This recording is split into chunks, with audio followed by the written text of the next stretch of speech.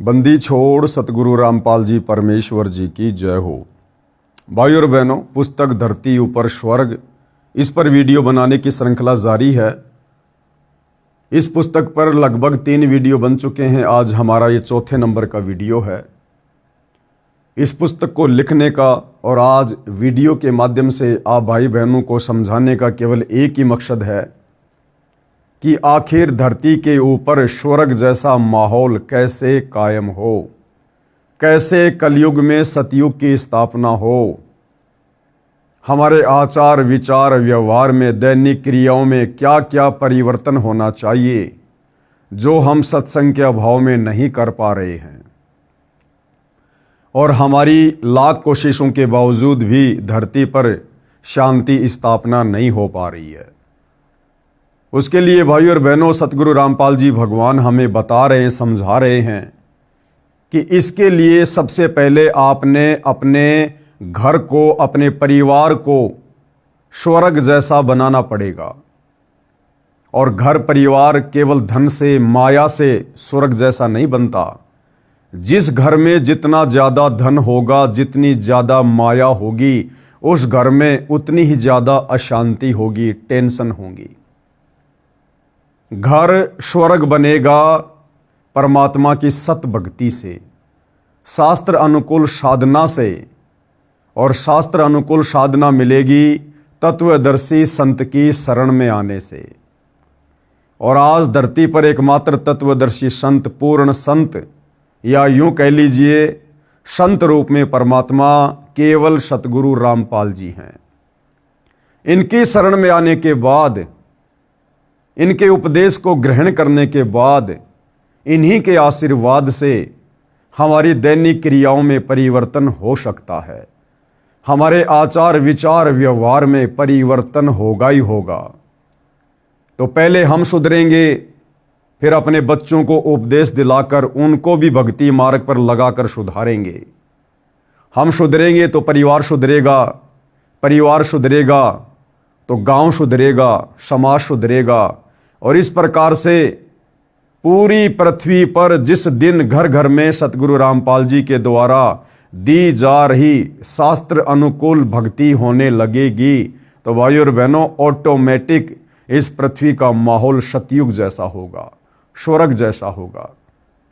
उसके लिए हमें गुरुदेव भगवान ने इस पुस्तक में बताया कि सर्वप्रथम हमने समाज को बिगाड़ने वाली, अश्लीलता फैलाने वाली, समाज को कर्जे के बोझ तले दबाने वाली उन तमाम प्रकार की कुरीतियों से, झूठी मर्यादाओं से, परंपराओं से हमने बाहर निकलना पड़ेगा।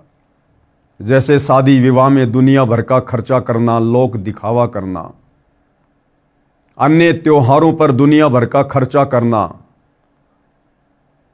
किसी भी प्रकार के नशे से दूर रहना, हमने इन तमाम प्रकार की बुराइयों से पीछे हटना पड़ेगा। और ये कहने मात्र से नहीं हो सकता, सरकार के द्वारा सख्त नियम लागू करने से नहीं होता। जब तक हमें आत्मज्ञान नहीं होगा, हम अपने विषय में नहीं जानेंगे, स्वयं को नहीं पहचानेंगे, मैं कौन हूँ, मेरा जन्म क्यों हुआ है, क्यों मर रहा हूँ, क्यों जन्म ले रहा हूँ। आज मेरे पास परिवार है, सब कुछ है, अचानक से परिवार का कोई सदस्य मर जाता है, मरने के बाद मैं कहाँ जाऊँगा, मेरे बच्चे कहाँ जाएंगे, इस संपत्ति का क्या होगा। तो सबसे पहले आत्मज्ञान होना बहुत ज़रूरी है। और जब आत्मज्ञान होगा तब हम परमात्म ज्ञान की प्राप्ति के लिए सोचेंगे। और ये आत्मज्ञान और परमात्म ज्ञान सच्चे सतगुरु की शरण में आए बिना, उनके सत्संग सुने बिना हमें कभी भी नहीं हो सकता। तो भाई और बहनों, एक ही तरीका है सत भक्ति, जो कि सतगुरु रामपाल जी समाज को प्रदान कर रहे हैं। और उसी सत भक्ति से परिवार के कलेश, परिवार की कलह, छोटी छोटी बातों को लेकर लड़ाई झगड़े, जो कंजरपना सबके घरों में है, वो मिटेगा। अन्यथा झगड़े समाप्त नहीं हो सकते।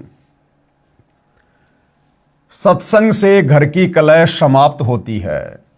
आज घर घर में बाप बेटी की लड़ाई, माँ बेटी की लड़ाई, ननद भाभी की लड़ाई, पति पत्नी की लड़ाई, घर घर में किसी न किसी बात को लेकर। तो ये तमाम प्रकार के लड़ाई झगड़े भी सत्संग से ही समाप्त होंगे, क्योंकि सत्संग से हमें ज्ञान होता है। एक माई अपनी पुत्र वधू पर बात बात पर गुस्सा किया करती थी।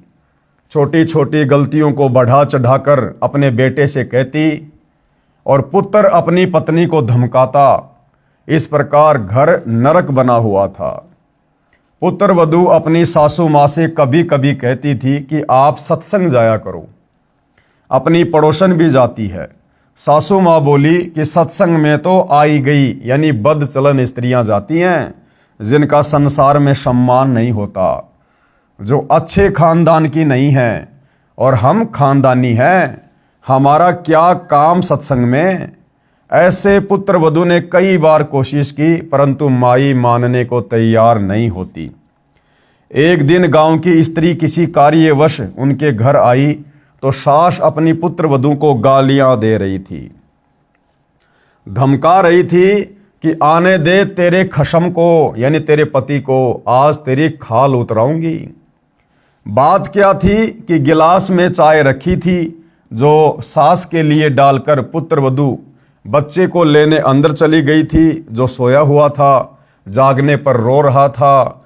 उस बच्चे को उठाकर लाने में 1 मिनट भी नहीं लगी थी कि इसी बीच में कुत्ता आया और चाय के गिलास में जीभ मारने लगा।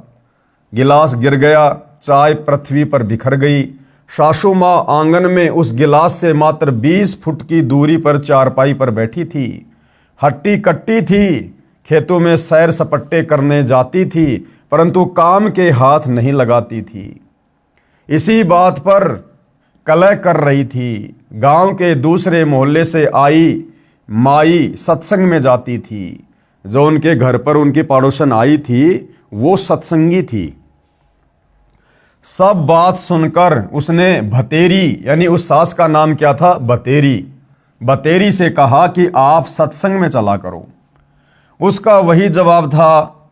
उस सत्संग वाली भगतमती ने बहुत देर सत्संग में सुनी बातें बताई, परंतु भतेरी मानने को तैयार नहीं थी।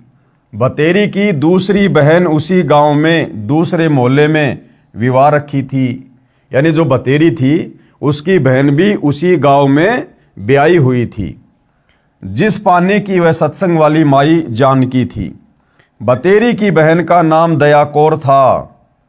जानकी ने जाकर दया कौर से बताया कि तेरी बहन भतेरी ने तो घर का नरक बना रखा है, बिना बात की लड़ाई करती है। मैं कल किसी कार्यवश गई थी, एक चाय का गिलास कुत्ते ने गिरा दिया, उसी का महाभारत बना रखा था।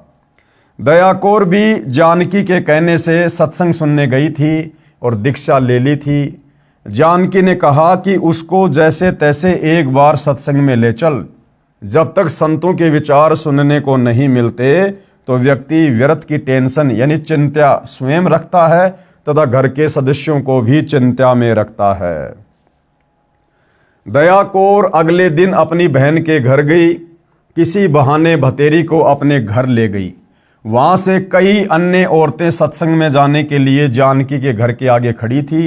वे दया कौर को सत्संग में चलने के लिए कहने उसके घर गई। वहां उसकी बहन भतेरी को देखकर उसे भी कह सुनकर साथ ले गई। भतेरी ने जीवन में प्रथम बार सत्संग सुना। आश्रम में कैसे स्त्री पुरुष रहते हैं सब आंखों देखा तो अच्छा लगा। जैसे अनाप शनाप सुना करती थी वैसा आश्रम में कहीं देखने को नहीं मिला। सत्संग में बताया गया कि कई व्यक्ति अपनी बहन, बेटियों, बहुओं तथा अन्य स्त्रियों को सत्संग नहीं भेजते और ना स्वयं जाते हैं। वे कहते हैं कि हमारे सत्संग में जाने से घर की इज्जत का नाश हो जाएगा, हमारी बहू बेटियां बदनाम हो जाएंगी। उनको विचार करना चाहिए कि जब सत्संग में न आने से परमात्मा के विधान का ज्ञान नहीं होता कि भक्ति न करने वाले स्त्री पुरुष अगले जीवन में महान कष्ट भोगते हैं। सूक्ष्म वेद में बताया है कि जो मनुष्य शरीर प्राप्त करके भक्ति नहीं करते उनको क्या क्या हानि होती है। कबीर हरि के नाम बिना नारी कुतिया हो, गली गली भोकत फिरे टूक न डाले कोई। संत गरीबदास जी की वाणी से बीबी पर्दे रहे थी। बीबी यानी वो घर की औरतें, वो पर्दे में रहा करती थी। जैसे राजा महाराजाओं की बहन बेटियां, स्त्रियां, कुछ समय पहले तक ठाकुरों की बहन बेटियां, स्त्रियां वो घर के अंदर रहा करती थी। वो पुरुष उन स्त्रियों को घर से बाहर नहीं निकलने दिया करते थे। कोई भी कार्य खेतों का या घर का स्त्रियों से नहीं करवाते थे। ये तो हमने भी देखा है भाई और बहनों। जब हम छोटे छोटे थे, हमारे गांव के पास में एक ठाकुरों का गांव था। जब हम किसी कार्यवश वहां जाते थे तो वो ठाकुर खुद ही गाय भैंस का गोबर खेतों में डाल के आते थे। घर का पानी भी खुद ही भरा करते थे, लेकिन अपने घर की औरतों को बाहर कार्य के लिए नहीं जाने दिया करते थे कि ये तो हमारे घर की इज्जत है। एक परंपरा के तहत उनको घर में रखा करते थे। तो कहते हैं बीबी पर्दे रहे थी और ड्योडी लगती बाहर। ड्योडी यानी एक आध नौकरानी भी रहा करती थी। उनको पर्दे में रखा करते थे, ड्योडी के अंदर रखा करते थे। अब गात उगाड़े फिरती हैं बनकुतियां बाजार। वो पर्दे में रहने वाली बहन बेटियां जो ड्योडी के अंदर रहा करती थी, कहते हैं अब वो नंगे शरीर, गात उगाड़े यानी नंगे शरीर, अब वो कुतिया बनकर सरेआम बाजार में घूम रही हैं। जो उस समय घर की इज्जत हुआ करती थी, बिना सत्संग के, बिना सच्चे सतगुरु की शरण के इतना बड़ा पंगा मोल ले लिया उन्होंने। जो 1-1 लाख के, 9-9 लाख के गहने पहन कर रहा करती थी, खूबसूरत कपड़े पहन के रहा करती थी, दिन में 2-2 बार नहाया करती थी, नौकरानियां जिनका मैल उतारा करती थी, जो काजू किशमिश के हलवे खाया करती थी, एक बिना भक्ति के, बिना सत्संग के, बिना सतगुरु की शरण के, अब वो रानियां, वो घर की बहन बेटियां, उन इज्जतदारों की अगले जन्म में फिर क्या हुआ, नंगी होकर कुतिया बनकर सरेआम बाजार में घूम रही हैं। ऐसी दुर्गति ये काल करता है। बीबी पर्दे रहे थी, ड्योडी लगती बाहर, अब गात उघाड़े फिरती हैं बनकुतियां बाजार। वे पर्दे की सुंदरी सुनो संदेशा मोर। अब क्या कह रहे हैं परमात्मा, वो पर्दे में रहने वाली सुंदर सुंदर स्त्रियां, बहन बेटियां, कहते हैं गात उगाड़े फिरती हैं करे सरायों शोर। अब वो नंगी होकर कुतिया बनकर, बिना भक्ति के, बिना सत्संग के, और करे सरायों शोर। सराय यानी धर्मशाला। पहले के समय में यात्री आते थे, जाते थे, तो रोड के किनारे धर्मशाला बनी होती थी। वहाँ पर रात्रि विश्राम के लिए रुक जाया करते थे। जो भी भोजन पानी घर से लाते थे वो अपना खा लिया करते थे। तो जिस समय वो उन धर्मशालाओं में ठहर कर भोजन किया करते थे, तो कुत्ता या कुतिया वहाँ आकर बैठ जाया करती थी एक टुकड़े की आश में। वो बहन बेटी इज्जतदारों की, धनवानों की, राजाओं की रानियाँ, वो घर की इज्जत, अब बिना भक्ति की वो कुतिया बन के एक रोटी के टुकड़े के लिए नंगी होकर बैठी है। जो काजू किशमिश के हलवे खाया करती थी, झूठा छोड़ दिया करती थी, फिर नौकरानियां खाया करती थी, अब वो एक रोटी के टुकड़े के लिए टकटकी लगाकर देख रही है खाने वाले की तरफ। और खाने वाला क्या करेगा, एक आध टुकड़ा जमीन पर फेंक देगा। अब वो बहन, वो बेटी, वो राजा की रानी, वो पर्दे में रहने वाली सुंदरी जिसने भक्ति नहीं की, वो एक रोटी का टुकड़ा खाएगी, साथ में 10 ग्राम मिट्टी भी खाएगी। अब वो काल ऐसे दुर्गति करता, बिना भजन के, बिना सत्संग के। वे पर्दे की सुंदरी सुनो संदेशा मोर, गात उगाड़े फिरती हैं करे सरायों शोर। नक बेसर नक पे बनी पहरे थी हार हमेल।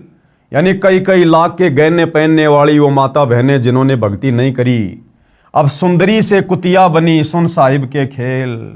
बिना भक्ति के अब सुंदर स्त्री से वो कुतिया बनकर घूम रही है। ऐसा खेल खेल दिया परमात्मा ने उनके साथ में अपने विधान अनुसार। यानी भाई और बहनों, कहने का मतलब है कि वर्तमान कलयुग में हमारी जो नकारात्मक सोच संतों और सत्संग के प्रति हो चुकी है, हमने उसको बदलना होगा। आज चाहे कोई बहन बेटी किसी भी ऊंचे पद पर है, कितनी भी धनवान है, अगर उसने सत भक्ति नहीं की, और सत भक्ति होगी सच्चे सतगुरु से उपदेश लेकर, और सच्चा सतगुरु वर्तमान में पूरी पृथ्वी पर केवल एक ही है, सतगुरु रामपाल जी। क्योंकि एक समय में पृथ्वी पर केवल एक ही सतगुरु होता है, बाकी तो जगह जगह गांव गांव में नगर नगर में नकली सतगुरु आश्रम बना बनाकर इस काल ने बैठा रखे हैं। वो सतगुरु नहीं है। तो सीधा सीधा कहने का मतलब है, वर्तमान में इस पूरे विश्व में एकमात्र सतगुरु रामपाल जी हैं जो सत भक्ति दान करने के अधिकारी हैं, जिनकी शरण में आकर सत भक्ति करने से आगे ऐसी दुर्गति नहीं होगी, 84 लाख योनियों में जाना नहीं होगा, नरक भोगना नहीं होगा। अन्यथा आज चाहे कोई कितने बड़े राजपद पर है, चाहे कितने बड़े धनवान की पत्नी है, अगर वो बहन बेटियां सत भक्ति सतगुरु रामपाल जी से उपदेश लेकर नहीं करती हैं, भाई अंत में यही दुर्गति होगी जो परमात्मा का विधान है कि नक बेसर नक पे बनी पहरे थी हार हमेल, और सुंदरी से कुतिया बनी सुन साहिब के खेल। भावार्थ है, मनुष्य जीवन प्राप्त प्राणी यदि भक्ति नहीं करता है तो वह मृत्यु के उपरांत पशु पक्षियों आदि आदि की योनियां प्राप्त करता है। परमात्मा के नाम जाप बिना स्त्री अगले जन्म में कुतिया का जीवन प्राप्त करती है, फिर निवस्त्र होकर नंगे शरीर गलियों में भटकती रहती है, भूख से बेहाल होती है, उसको कोई रोटी का टुकड़ा भी नहीं डालता। जिस समय वह आत्मा स्त्री रूप में किसी राजा राणा तथा उच्च अधिकारी की बीवी यानी पत्नी थी, वे उसके पूर्व जन्मों के पुण्यों का फल था जो कभी किसी जन्म में भक्ति धर्म आदि किया था। वह सर्व भक्ति तथा पुण्य स्त्री रूप में प्राप्त कर लिए। वह आत्मा उच्च घरानों की बहु बेटियां थी, तब पर्दों में रहा करती थी, काजू किशमिश डालकर हलवा तथा खीर खाती थी, उनका जूठा छोड़ा हुआ नौकरानियां खाया करती थी। उनको सत्संग में नहीं जाने दिया जाता था क्योंकि वे उच्च घरानों की बहुएं तथा बेटियां थी, घर से बाहर जाने से बेइज्जती मानती थी। बड़े घरों की इज्जत इसी में मानी जाती थी कि बहु बेटियों का पर्दों में घर में रहना उचित है। इन कारणों से वह पुण्यात्मा सत्संग विचार न सुनने के कारण भक्ति से वंचित रह जाती थी। उस मानव शरीर में वह स्त्री गले में 9-9 लाख रुपए के हमेल हार पहनती थी, नाक में सोने की नाथ पहनती थी, उसी हार श्रृंगार में अपना जीवन धन्य मानती थी। भक्ति ना करने से वे अब कुतिया का जीवन प्राप्त करके नंगे शरीर गलियों में एक टुकड़े के लिए तरस रही होती हैं। शहर में पहले सराय यानी धर्मशाला होती थी, यात्री रात्रि में उनमें रुकते थे, सुबह भोजन खाकर प्रस्थान करते थे। वह पर्दे में रहने वाली सुंदर स्त्री कुतिया बनकर धर्मशाला में रुके यात्री का डाला टुकड़ा खाने के लिए सराय यानी धर्मशाला में भोंकती है। रोटी का टुकड़ा धरती पर डाला जाता है, उसके साथ कुछ रेत मिट्टी भी चिपक जाती है। वह सुंदरी जो काजू किशमिश युक्त हलवा खीर खाती थी, भक्ति नहीं करती थी, उस रेत मिट्टी युक्त टुकड़े को खा रही है। यदि मनुष्य शरीर रहते सहते पूरे संत से नाम लेकर भक्ति कर लेती तो ये दिन देखने नहीं पड़ते।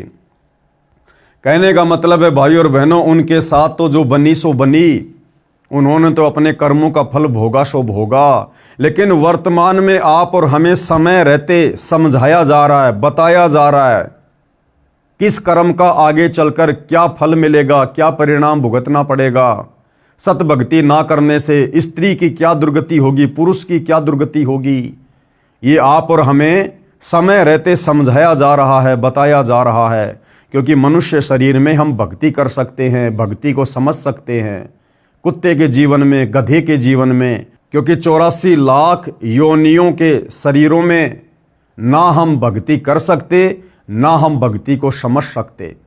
आज हमें मनुष्य जन्म प्राप्त है, आज हम समझ भी सकते हैं और हम भक्ति कर भी सकते हैं।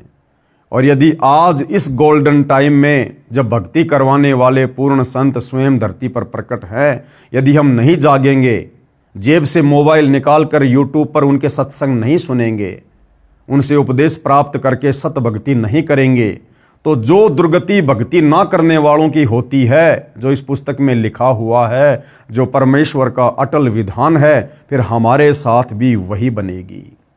वही कुतिया के जीवन भोगने पड़ेंगे, गधे के जीवन भोगने पड़ेंगे। परमात्मा कहते हैं एक हरि की भक्ति बिन नारी कुतिया होए, गली गली भोकत फिरे टूक न डाल कोई। फिर परमात्मा कहते हैं एक हरि की भक्ति बिन राजा गधा हो, और माटी लदे कुम्हार की घास न डाले कोई।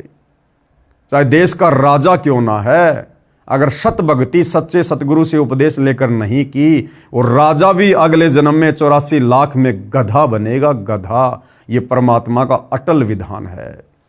तो समझदार व्यक्ति कभी भी ऐसी आफत मोल नहीं लेगा। कबीर हरि के नाम बिन राजा ऋषभ हो, ऋषभ यानी गधा खच्चर, और माटी लदे कुम्हार के घास न डाले कोई।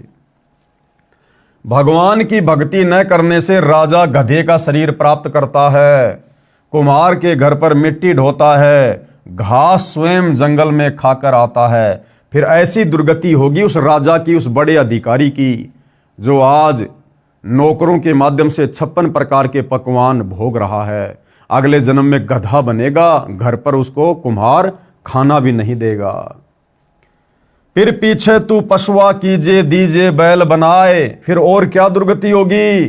फिर अगले जन्म में परमात्मा उस मनुष्य शरीरधारी आत्मा को, जिसने मनुष्य शरीर में भक्ति नहीं की थी, फिर परमात्मा उसे बैल बनाएगा, और 4 पहर जंगल में डोले तो नहीं उधर भराए। सारा दिन नीचा मुंह करके खाता रहेगा, पीछे से निकालता रहेगा, और सारा दिन में उसका पेट भी नहीं भर पाएगा ढंग से।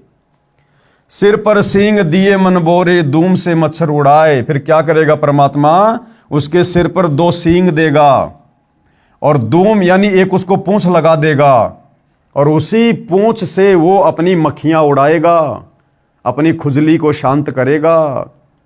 जब उसको मनुष्य शरीर था, धनी था, राजा था, मंत्री था, उच्च घराने का था, गर्मियों में कूलर का प्रयोग करता था, एसी का प्रयोग करता था, या नौकर वगैरह रात्रि में उसके ऊपर पंखा करते रहते थे। अब बिना सतभक्ति के, बिना सत्संग के अब वो बैल बन गया, कुत्ता बन गया, गधा बन गया। उसको 1.5 फुट की पूंछ लगा दी गई।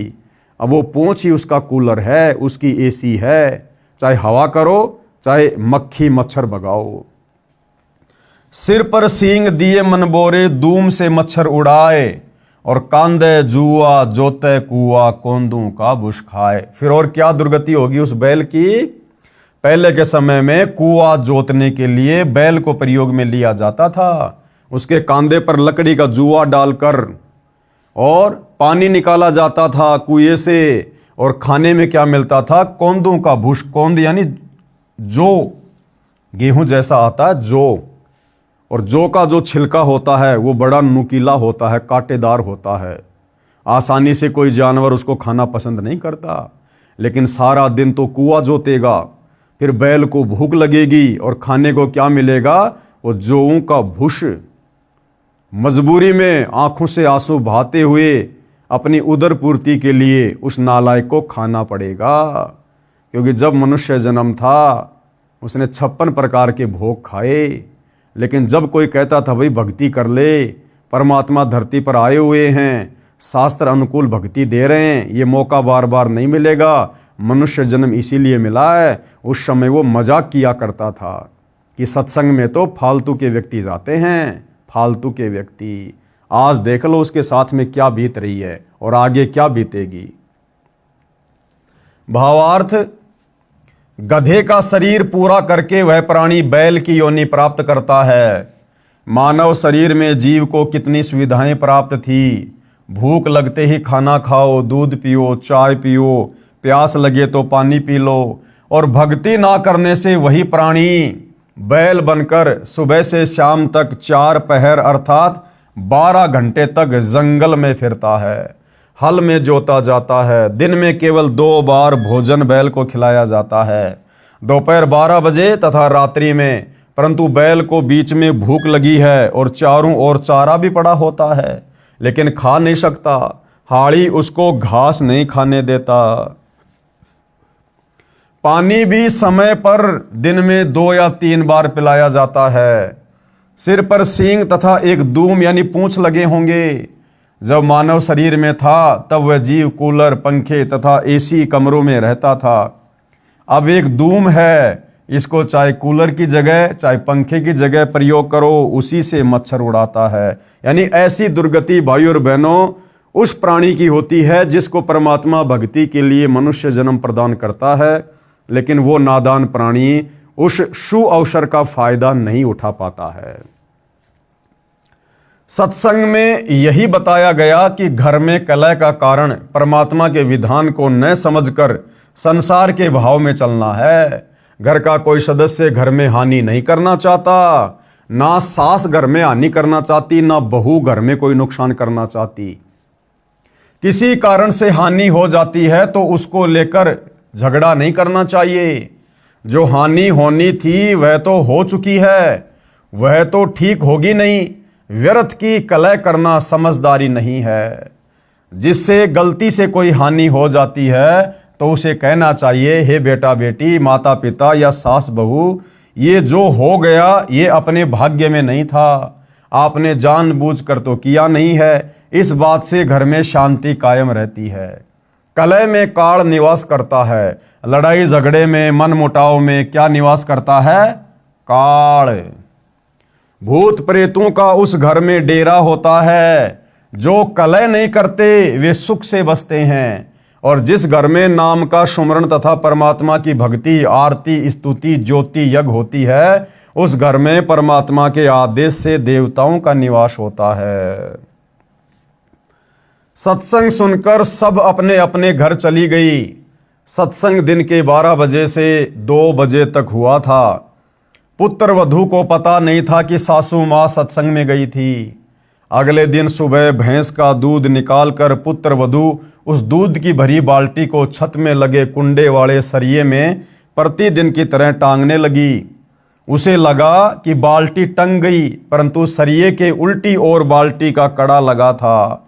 पुत्र वधू ने सोचा कि ठीक लगा है और बाल्टी छोड़ दी। बाल्टी पृथ्वी पर गिर गई, दूध बिखर गया।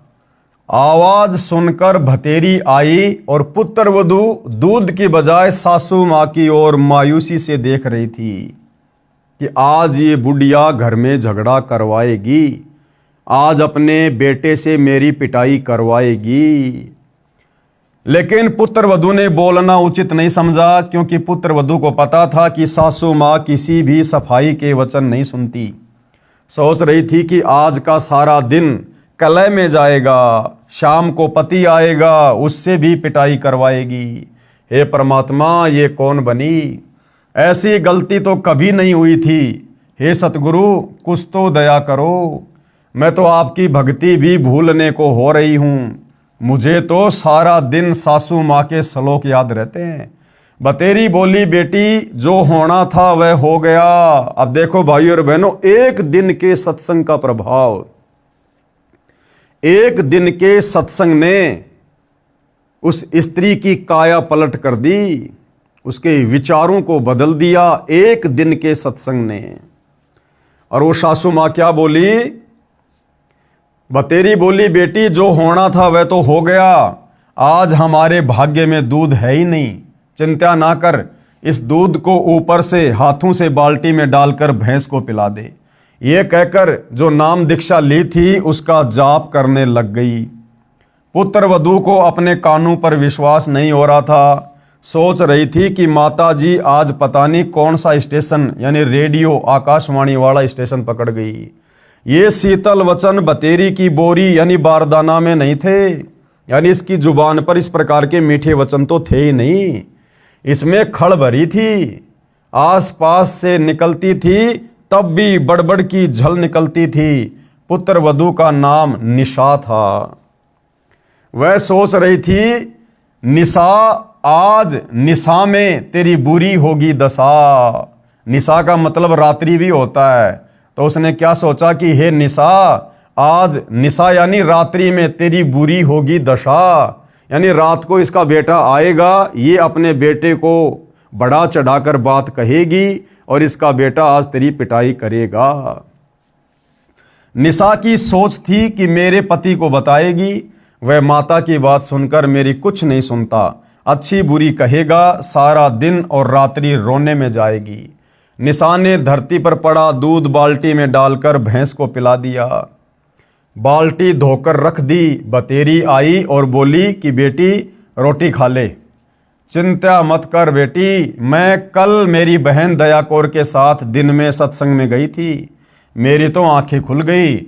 मैं तो बहुत कलहारी बनी हुई थी, यानी झगड़ालू थी। बेटी हो सके तो क्षमा कर देना। पीछे हुआ सो हुआ, आगे से अपनी बेटी को पलकों पर रखूंगी। मेरी असली बेटी तो तू है। जन्मी बेटी तो अगलों की थी, वह चली गई, अपना दुख सुख साझा है। मेरी तो एक दिन के सत्संग ने आँख खोल दी बेटी। अगले रविवार को आप भी चलना, मैं भी चलूंगी। धीरे धीरे बेटे निशा के पति को भी ले चलेंगे। लड़के ने भी दीक्षा ले ली और घर स्वर्ग बन गया। इस प्रकार से भाइयों और बहनों, ये पृथ्वी स्वर्ग बनेगी, सतयुग जैसा माहौल होगा। यदि सत्संग सुनकर, सतगुरु से उपदेश लेकर हमने उनके वचनों को अपने ऊपर लागू नहीं किया, उन सत्संग रूपी वचनों पर अमल नहीं किया, तो भी भाइयों और बहनों किसी प्रकार का कोई बदलाव नहीं होगा। सत्संग भी लेना पड़ेगा, उपदेश भी लेना पड़ेगा, और सत्संग में बताई गई बातों को हमने अपने ऊपर धारण करना पड़ेगा, अमल करना पड़ेगा। जब हमारी क्रिया चेंज होंगी, हमारे आचार विचार व्यवहार में बदलाव आएगा, तो सामने वाला भी उससे प्रभावित होगा। विवेचन, इस पुस्तिका में सर्वप्रथम बताया गया है कि कर्म से सुख व कर्म से दुख होता है।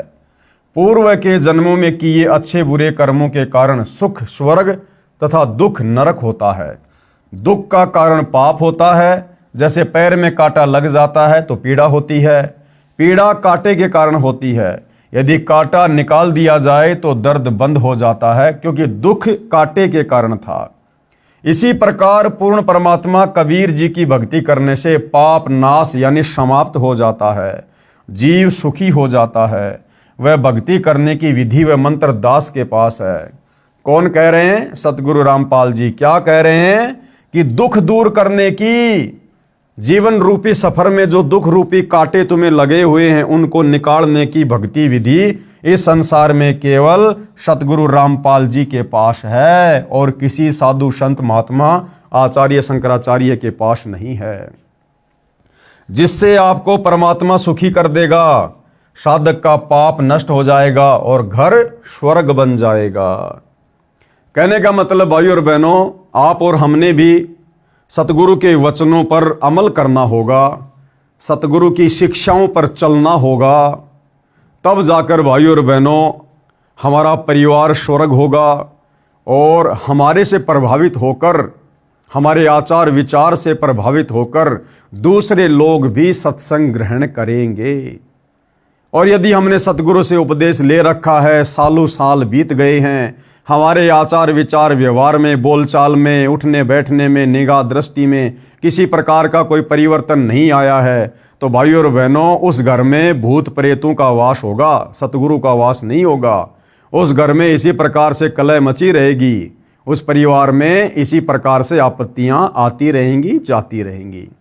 कहने का मतलब है हमने सत्संगों पर अमल करना चाहिए, जिस प्रकार से भतेरी ने किया।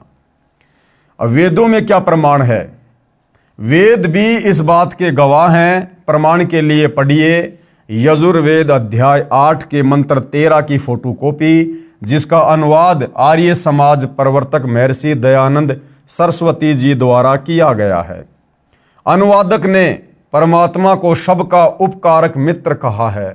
वास्तव में सच्चा साथी परमात्मा ही है। जिंदे जी भी साथी और मृत्यु के बाद भी मित्र रहता है। इस संसार के सब नाते यहीं तक हैं। इस वेद मंत्र में स्पष्ट है कि अपने भगत या भगतमती के ऐनस यानी घोर से घोर पाप को भी परमात्मा नाश यानी खत्म कर देगा, जिससे सुख प्राप्त होता है। ये वेद मंत्र भाइयों और बहनों आप जियों के समक्ष है, देख लेना, पढ़ लेना। ये संस्कृत भाषा है, और इसी संस्कृत भाषा का शुद्ध हिंदी में अनुवाद करने के कारण बहुत सारे जो अपने आप को संस्कृत के ज्ञाता मानते हैं, पंडित मानते हैं, वो लोग कहा करते थे कि आपके गुरुजी संत रामपाल जी को तो संस्कृत भी नहीं आती, फिर वो संस्कृत के मंत्रों का अनुवाद कैसे कर सकते हैं। तो एक भगत ने कहा कि पंडित जी, भगवान उसी को तो कहते हैं जिसको संस्कृत भी नहीं आती, और फिर भी संस्कृत के उन मंत्रों का अनुवाद कर दिया जिनका अनुवाद सही तरीके से आज तक हमारे शंकराचार्य भी नहीं कर पाए। तो गुरुदेव भगवान भी कभी कभार चुटकी ले लेते हैं हंसी मजाक में। तो गुरुदेव भगवान क्या कह रहे हैं, एक छोटा सा सत्संग इसी श्लोक के ऊपर। ना पढ़न मावे हैं, इसमें और परमात्मा ने सिंपल लैंग्वेज में लिख रखी है सारी ये बातें, वो ना पढ़न दीन हमारे ताई। लेकिन अब इसलिए ये पढ़ने जरूरी हो गए। क्या लिखा है, देव कर्तस्य एनस्य अवैधनमसी। एक बार ना नो बोले थारे गुरु जी ने पढ़ना चाहता है ना, वो के संस्कृत बताओगे, इवन पढ़ना सीख लिया। देखो, देव कर्तस्य एनस्य अवैधनमसी लेब के कर लोगे, मनुष्य कर्तस्य एनस्य अवैधनमसी, पितर कर्तस्य एनस्य अवैधनमसी, आत्म कर्तस्य एनस्य अवैधनमसी, एनस्य एनस्य अवैधनमसी। ओहो, एनस्य एनस्य माने घोर पाप का विनाश करने वाले। अभी नहीं के अनुवाद को दिखाते ना, हमारा लेन कहेंगे इसने आप पर बना लिया हो। तो भाई और बहनों, ये परमात्मा हैं, ये जानी जान हैं, सर्वज्ञ हैं, सभी भाषाओं के जनक हैं। और संस्कृत भाषा तो छोड़िए, 84 लाख योनियों में सूक्ष्म जीव से लेकर और हाथी तक जितने भी जीव जंतु हैं, ये परमात्मा तो सबकी भाषा, उनके अंतर्मन की भाषा को भी जानने वाला है। तो क्या कहा गया है इस मंत्र में, हे सबके उपकारक करने वाले मित्र, यानी सबका भला करने वाले परमात्मा। मित्र शब्द यहां महर्षि जी ने परमात्मा के लिए संबोधित किया है कि ये सबका भला करने वाले परमात्मा, आप दान देने वाले के, एनस यानी अपराध के विनाश करने वाले हो, यानी आप घोर से घोर पापों का नाश करने वाले हो। साधारण मनुष्यों के किए हुए अपराध के विनाश करने वाले हो। पिता के किए हुए विरोध आचरण के अच्छे प्रकार हरने वाले हो। अपने किए हुए पाप के दूर करने वाले हो। अधर्म के नाश करने हारे हो, यानी घोर से घोर पापों के भी नाशक हो। जानता हुआ मैं जो कुछ भी अपराध करता हूँ, अधर्माचरण किया या करता हूँ या करूँ, अनजान में जो कुछ भी किया करता हूं वह करूं, उस सब दुष्ट आचरण के दूर करने वाले आप हो। अब आगे क्या बताया जा रहा है, भक्ति करने से दुख समाप्त हो जाते हैं, कार्य सिद्ध होते हैं। जैसे पहले जमाने में हाथ से चक्की चलाते, हाथ से पशुओं का चारा काटते थे। अब बिजली से चलने वाली चक्की है तथा बिजली से चलने वाले गंडासे यानी मशीन से चारा काटते हैं। कितना आसान हो गया। इसी प्रकार परमात्मा कबीर जी यानी परम अक्षर ब्रह्म की भक्ति करने से भगत या भगतमती के सब कार्य आसान हो जाते हैं और घर स्वर्ग बन जाता है। जन्म मृत्यु का चक्कर सदा के लिए समाप्त हो जाता है। सबसे बड़ा लाभ क्या है कि परमात्मा की सत भक्ति सच्चे सतगुरु से लेकर करने से, मर्यादा में रहकर आजीवन धर्म कर्म करने से हमारी जन्म और मृत्यु का संकट भी टल जाता है, जो कि सबसे ज़्यादा पीड़ा का कारण है, सबसे ज़्यादा दुख का कारण है, जन्म और मृत्यु। जब तक जन्म और मरण समाप्त नहीं होगा, हमारे दुखों का नाश नहीं होगा। आज मान लीजिए हम मनुष्य शरीर में हैं, थोड़ा बहुत हमें सुख प्राप्त है, सत भक्ति नहीं की, जन्म मरण का रोग नहीं मिटा, कल को लक 84 योनि में जाएंगे, पशु पक्षियों के जीवन भोगेंगे। और आप जी देख ही रहे हैं भाई और बहनों, गधे कुत्ते सुअर कीट पतंग मक्खी मच्छर कितना कष्ट में जीवन जीते हैं। तो सतगुरु सत भक्ति करने वाले साधकों को जब तक वो इस लोक में रहेंगे जिएंगे, तब तक भी उन्हें किसी प्रकार का कोई दुख नहीं होने देगा। और मरने के बाद परमेश्वर उन्हें अपने शवलोक सतलोक में लेकर जाएंगे, जहाँ जाने के बाद फिर जन्म और मृत्यु नहीं है, बुढ़ापा नहीं है, कष्ट नहीं है। तो कितना बड़ा फायदा भाई और बहनों। फिर किसी ने सवाल किया, मृत्यु भोज के विषय में आपके क्या विचार हैं? सतगुरु रामपाल जी से सवाल किया कि किसी व्यक्ति की मृत्यु हो जाने के बाद समाज की एक परंपरा के तहत गांव वालों को भोजन करवाया जाता है, लड्डू जलेबियां बनाई जाती हैं, तो इस मृत्यु भोज के ऊपर आप जी के क्या विचार हैं? तो गुरुदेव क्या कह रहे हैं, यह व्यर्थ है, यानी बेकार की परंपरा है, हम नहीं करते। यानी सतगुरु रामपाल जी के कबीर पंथ में इस प्रकार की बकवाद उनके भगत नहीं करते। और अब तो बुद्धिमान मानव समाज भी इस पर प्रतिबंध लगाने लगा है। कबीर साहिब जी की वाणी में बताया है कि कबीर जीवित बाप गैल लट्ठम लट्ठा और मुँह गंग पहुँचावे।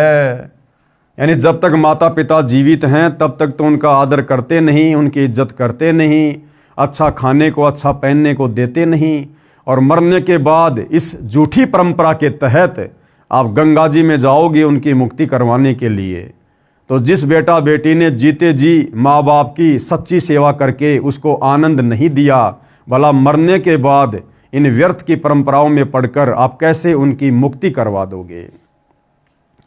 अर्थात अपने पिता व माता जी के साथ जिंदे जी तो उलट सुलट बोलते हैं, सब नहीं अधिकतर। यानी गुरुदेव कहते हैं सभी नहीं, बहुत सारी अच्छी संतान भी होती है पूर्व संस्कार की, लेकिन ये कलयुग है भाई और बहनों, ज्यादातर अपने माता पिता के साथ अच्छा व्यवहार नहीं करते। और मरने के पश्चात उसकी जली हुई हड्डियों को राख समेत उठाकर पुरोहित के माध्यम से गंगा के जल में परवाह करने जाते हैं, फिर उसका काज यानी मृत्यु भोज करते हैं, वह व्यर्थ है। अपने माता पिता को जीवित रहते खिलाओ पिलाओ, अच्छा कपड़ा पहनाओ, प्यार दो। यदि धर्म यज्ञ करना है तो उसके जीवित रहते शास्त्र अनुसार कराओ, गुरु बनाओ, मानव जीवन सफल होगा। हम सतगुरु रामपाल जी के भगत इस प्रकार की व्यर्थ की परंपराओं के पचड़े में नहीं पड़ते हैं। हम इस प्रकार की समाज बिगाड़क और व्यर्थ की खर्चीली परंपराओं का निर्वाह नहीं करते हैं। हम अपने माता पिता से भी भक्ति करवाते हैं, हम स्वयं भी भक्ति करते हैं, और सतगुरु के आदेश अनुसार शास्त्र अनुकूल धर्म कर्म करते हैं, जिससे माता पिता की मुक्ति होगी। शास्त्र अनुकूल सत भक्ति बिना आप चाहे कितना ही धर्म कर्म कर लो, कितने पुण्य कर लो, कितने भंडारे कर लो, कितना ही कुछ कर्म कांड कर लो, वो आत्मा 84 लाख योनियों में जाने से नहीं बच सकती है। कबीर गुरु बिन माला फेरते, गुरु बिन देते दान, गुरु बिन दोनों निष्फल है पूछो वेद पुराण। यानी बिना गुरु के दिया गया दान और जपा गया नाम आपको किसी प्रकार से कोई लाभ देने वाला नहीं है। अब बहुत सारे भगत भाई बहन कह देंगे हमारे गुरु जी तो बहुत पहुँचे हुए हैं, उनके तो बहुत सारे आश्रम हैं, लाखों की संख्या में उनके शिष्य हैं, हमारे गुरु जी का ये नाम है, वो नाम है, आचार्य हैं, शंकराचार्य हैं, दुनिया में बोलबाला है। भाई और बहनों, वो सारे के सारे नकली हैं, नकली, सारे के सारे काल के द्वारा भेजे गए हैं। सच्चा सतगुरु पृथ्वी पर एक समय में एक ही होता है, जो नाम दीक्षा देने का अधिकारी होता है, धर्म कर्म करवाने का अधिकारी होता है, सत्संग करने का अधिकारी होता है। बाकी सब काल का जाल है, काल का जाल। तो वर्तमान में सच्चे सतगुरु रामपाल जी की शरण में आकर उनके दिशा निर्देशन में यदि आप दान धर्म करते हैं, नाम मंत्रों का जाप करते हैं, तो भाई और बहनों आपकी वह क्रिया सफल होगी।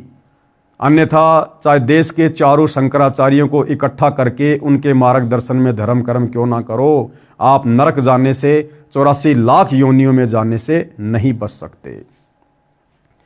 तो कहते हैं कबीर गुरु बिन माला फेरते, गुरु बिन देते दान, गुरु बिन दोनों निष्फल है पूछो वेद पुराण। कौन सा गुरु?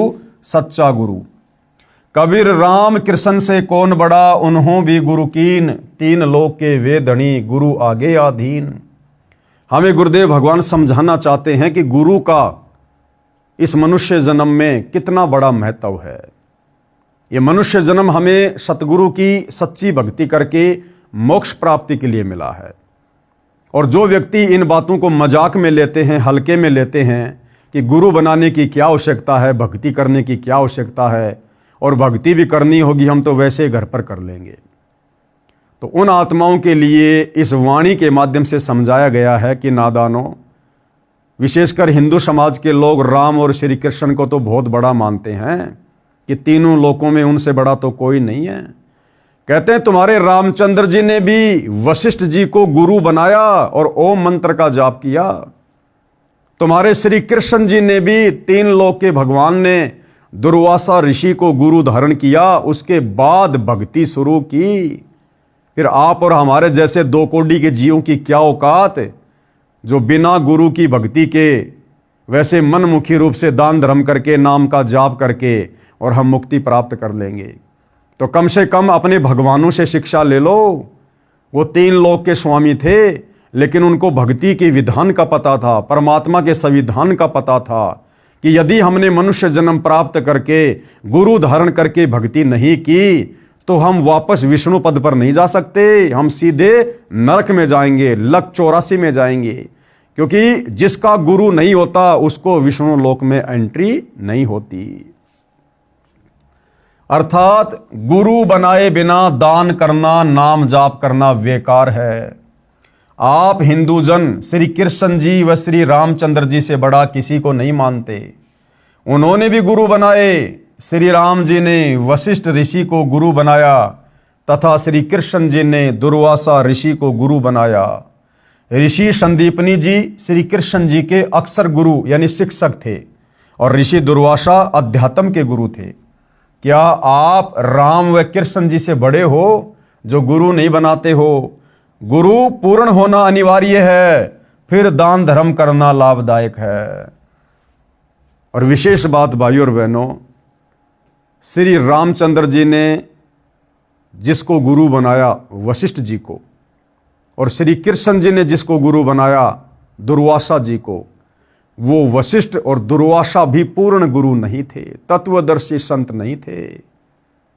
आप और हमारा कितना बड़ा सौभाग्य जो हम पूर्ण सतगुरु की शरण में आ चुके हैं और वर्तमान के विश्व के मानव समाज के स्त्री पुरुषों का कितना बड़ा सौभाग्य जिनको अपने समकालीन धरती पर सच्चा सतगुरु सुलभ है।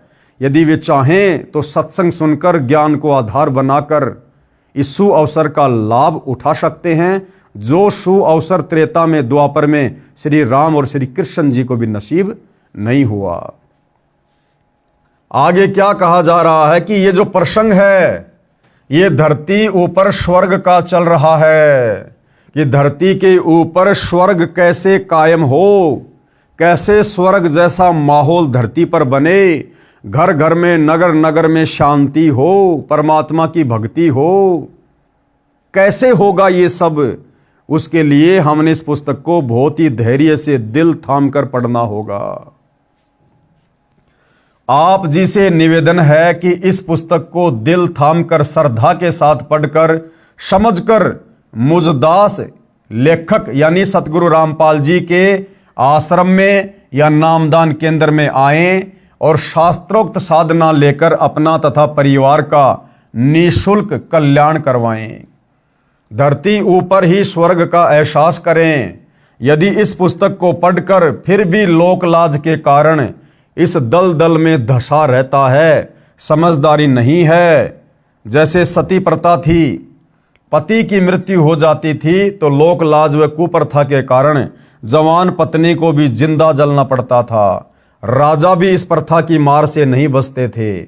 महाभारत ग्रंथ में प्रकरण है कि राजा पांडु की मृत्यु के पश्चात रानी माद्री उसके साथ सती हुई थी, यानी जिंदा जलकर मरी थी।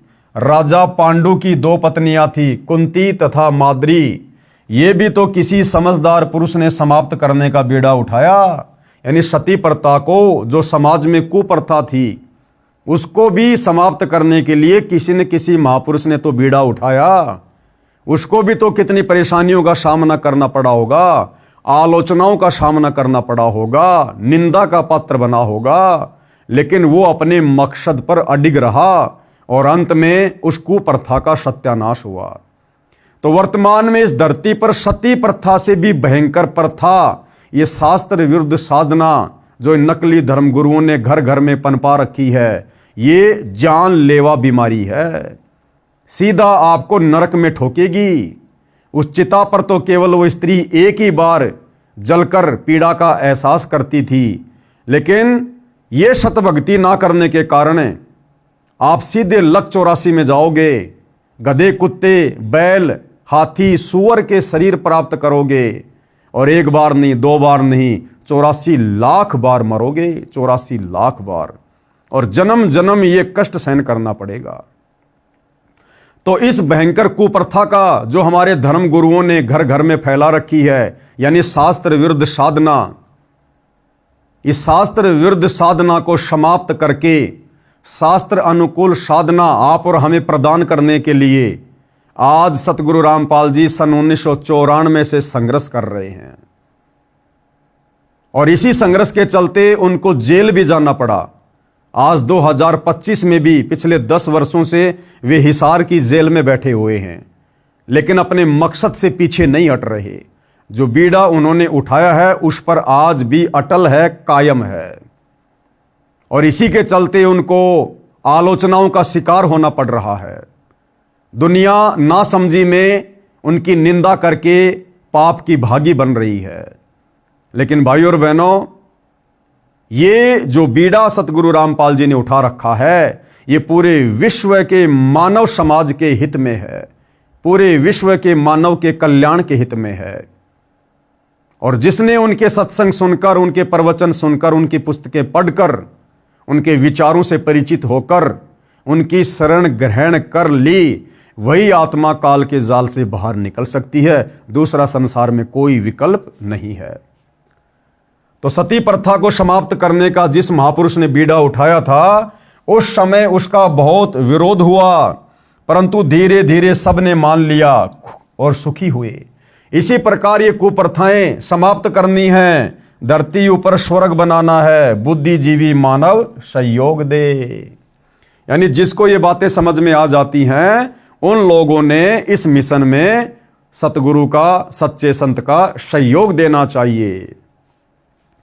आगे फिर सवाल किया है, भक्ति व धर्म कर्म तो लगभग सब करते हैं, आप तथा आपके अनुयायी ही नहीं करते। आप कहना क्या चाहते हैं? आपकी बातों से लग रहा है कि आपके अतिरिक्त कोई ठीक से भक्ति नहीं करते। तो सतगुरुदेव भगवान क्या जवाब दे रहे हैं? उत्तर दिया, यही सही है कि जो आप कह रहे हो ना, यही परम सत्य है। यानी सतगुरु रामपाल जी कह रहे हैं कि आज इस पृथ्वी पर, इस ब्रह्मांड में मेरे अलावा दूसरा कोई भी संत, महंत, आचार्य, शंकराचार्य, गुरु नहीं है, देश या विदेश में, जो शास्त्र अनुकूल सत भक्ति समाज को दे रहा हो। उनके अलावा धरती पर कोई भी दूसरा नहीं है। तो उत्तर दिया गुरुदेव ने, भाई यही सही है। दास रामपाल दास यही कहता है कि विश्व में कोई भी गुरु मेरे अतिरिक्त शास्त्रोक्त साधना, यानी शास्त्र अनुकूल साधना, हमारे वेदों में क्या लिखा है, गीता जी में क्या लिखा है, सूक्ष्म वेद में क्या लिखा है, कौन से मंत्र का जाप करना चाहिए, कौन से धर्म कर्म करने चाहिए, ये तमाम प्रकार की जानकारी, यानी शास्त्रोक्त साधना कोई भी धर्मगुरु न तो स्वयं करता है और ना ही अपने अनुयायियों से करवाता है, क्योंकि उनको अपने अपने शास्त्रों का ज्ञान ही नहीं है। और भाइयों और बहनों, आप जी अच्छे से विचार कर लेना, प्रैक्टिकल करके देख लेना। आप चारों वेदों में और गीता जी में केवल एक मंत्र जाप करने का आदेश है, ओम, और वो भी अधिकारी गुरु से लेकर। लेकिन आज विशेषकर भारत देश में, हिंदू समाज में जितने भी आचार्य, शंकराचार्य, महंत और मंडलेश्वर हैं, तरह तरह के कथावाचक हैं, कोई भी व्यक्ति ओम नाम का मंत्र नहीं देता है। कोई तो कहता कि राधे राधे जपो, कोई कहता है राधे राधे श्याम मिला दे, कोई कहता है हरे कृष्णा हरे राम, कोई कहता है जय जय राम जय जय राम, कोई कहता है ओम नमो भागवते वासुदेवाय नमः, कोई कहता है जय गणेशाय नमः, ओम श्री शंकराय नमः। ओम नाम का मंत्र भी वर्तमान में हिंदू समाज में कोई गुरु दीक्षा रूप में नहीं दे रहा, और यदि भूला भटका कोई दे रहा है तो वो नादान, वो मंत्र दान करने का अधिकारी नहीं है, जिस कारण से अंत में वो भी नरक में जाएगा और उसके माध्यम से दीक्षा लेकर नाम जाप करने वाला भी नरक में जाएगा। आप निम्न बातें नोट करो और बताओ, क्या आप बता सकते हैं गीता अध्याय 18 श्लोक 62 में गीता बोलने वाला प्रभु अपने से अन्य किस परमेश्वर की शरण में जाने को कह रहा है? गीता अध्याय श्लोक नंबर 62 में गीता जी का ज्ञान देने वाला भगवान, आप चाहे उसको श्री कृष्ण समझो या श्री कृष्ण जी के रूप में काल समझो, वो अपने से अन्य किसी और की शरण में जाने को अर्जुन से कह रहा है कि अर्जुन, अगर तुझे सनातन परम धाम की प्राप्ति करनी है तो उस परमेश्वर की शरण में जा, जहां जाने के बाद साधक लौटकर संसार में नहीं आता। तू सर्व भाव से उस परमेश्वर की शरण में जा। तो बताओ भाई, अगर हमारे धर्मगुरु विद्वान हैं, शास्त्रों के ज्ञाता हैं, जानकार हैं, तो गीता का ज्ञान देने वाला भगवान अध्याय 18 श्लोक 62 में अपनी भक्ति को छोड़कर किसी दूसरे की शरण में जाने को क्यों कह रहा है? वो कौन है जो गीता के ज्ञान देने वाले भगवान से भी बड़ा है? किसी धर्मगुरु को नहीं पता इस बात का। पढ़िए ये फोटोकॉपी गीता अध्याय 18 श्लोक 62 की, जो जय दयाल गोविंदका द्वारा अनुवादित है तथा भारत में प्रसिद्ध गीता प्रेस गोरखपुर से प्रकाशित व मुद्रित है। तो ये है गीता अध्याय 18 श्लोक नंबर 62। तम एवं शरणम गच्छ सर्वभावेन भारत तत्प्रसादात पराम शांतिम स्थानम प्राप्यसि शाश्वतम। हे भारत, यानी हे अर्जुन, कौन कह रहा है? गीता का ज्ञान देने वाला। चलो आपकी बात को बड़ा करते हैं। हिंदू समाज के अनुसार गीता का ज्ञान श्री कृष्ण जी ने दिया। श्री कृष्ण जी कौन थे? स्वयं श्री विष्णु भगवान। और हिंदू समाज अज्ञानता में विष्णु से बड़ा किसी को परमात्मा नहीं मानता। तो तुम्हारे विष्णु भगवान गीता का ज्ञान देते समय अर्जुन को क्या कह रहे हैं कि हे भारत, यानी हे अर्जुन, तू सब प्रकार से, यानी सबकी भक्ति छोड़कर उस परमेश्वर की ही शरण में जा। उस परमेश्वर की ही शरण में जा, यानी गीता के ज्ञान देने वाले भगवान से अन्य कोई भगवान है जिसकी शरण में जाने के लिए वो कह रहा है? तो वो भगवान कौन है? उसका नाम, गांव, पता आज तक हमारे धर्म गुरुओं ने, शंकराचार्यों ने क्यों नहीं बताया? अगर उनको ज्ञान होता तो, अगर वो हमारे शास्त्रों से परिचित होते तो। हे भारत, तू सब प्रकार से उस परमेश्वर की ही शरण में जा। उस परमात्मा की कृपा से ही तू परम शांति को तथा सनातन परम धाम को प्राप्त होगा। सनातन परम धाम, जिस लोक का कभी विनाश ना हो, जबकि स्वर्ग तो असंख्यों बार प्रलय में आ चुका है, नष्ट हो चुका है। और परम शांति यानी जहां जाने के बाद जन्म और मृत्यु ना हो, जबकि स्वर्ग में जाने वाला, महास्वर्ग में जाने वाला जन्म और मृत्यु में रहता है। तो गीता ज्ञान देने वाला भगवान अपने से अन्य किस भगवान की शरण में जाने के लिए कह रहा है? और कौन सा वह धाम है, वह जगह है, वह लोक है जहां जाने के बाद ही परम शांति मिलती है, जहां जाने के बाद ही हमारी गति होती है? तो वो भगवान कौन है और वो लोक कौन सा है?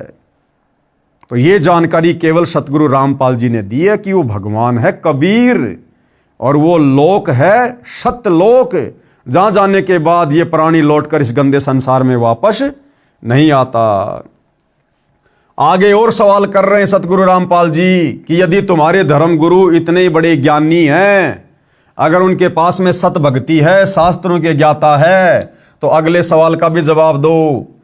गीता अध्याय 7 श्लोक 29 में गीता ज्ञान देने वाले प्रभु ने कहा है कि जो भगत केवल जरा यानी बुढ़ापे के दुख से तथा मरण यानी मृत्यु के दुख से छूटने के लिए ही प्रयत्नशील हैं, यानी साधना भक्ति करते हैं, वे तत् ब्रह्म यानी उस ब्रह्म यानी गीता अध्याय 18 श्लोक 62 में बताए परमेश्वर को, यानी उस कबीर भगवान को तथा संपूर्ण अध्यात्म ज्ञान यानी तत्व ज्ञान को तथा संपूर्ण कर्मों को जानते हैं, यानी एक लेवा एक देवादूतम वाली कथा जानते हैं। तो बताओ वो तत्व ब्रह्म कौन है जिसको जानने के बाद भगत केवल बुढ़ापे और मृत्यु से पीछा छुटाने के लिए भक्ति करता है? वो तत्व ब्रह्म क्या है जो गीता अध्याय 7 श्लोक नंबर 29 में गीता का ज्ञान देने वाला प्रभु अर्जुन से कह रहा है? वो तत्व ब्रह्म क्या है, कौन है?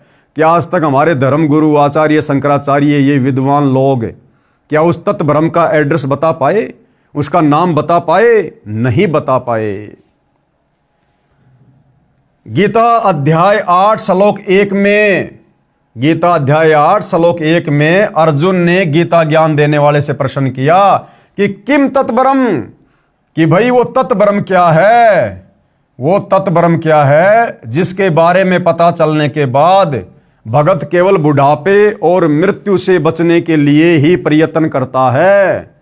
तो अर्जुन ने सवाल किया गीता अध्याय 8 श्लोक 1 में अर्जुन ने गीता ज्ञान देने वाले से प्रश्न किया कि किम तत्व ब्रह्म, तत्व ब्रह्म क्या है जिसके विषय में आपने गीता अध्याय 7 श्लोक 29 में कहा है? फिर इसका उत्तर गीता ज्ञान बताने वाले भगवान ने आपके अनुसार श्री कृष्ण जी ने गीता जी अध्याय 8 श्लोक नंबर 3 में जवाब दिया और कहा वह परम अक्षर ब्रह्म है। कौन है वो सर्वश्रेष्ठ परमात्मा? परम अक्षर ब्रह्म, सर्वश्रेष्ठ परमात्मा, कबीर देव, कबीर अग्नि, कबीर अमित ओझा, कबीर साहेब, वह वो परमात्मा जिसकी शरण में जाने के लिए गीता ज्ञानदाता अध्याय 18 श्लोक 62 में कह रहा है। तो हमारे धर्म गुरु आज तक हमारे को क्यों नहीं बता पाए, क्यों नहीं पढ़ा पाए? अगर उनको ज्ञान था तो। फिर इसी प्रसंग को आगे बढ़ाते हुए गीता ज्ञान देने वाले ने गीता के इसी अध्याय 8 श्लोक 5, 7 तथा 8, 9, 10 में स्पष्ट कर दिया है।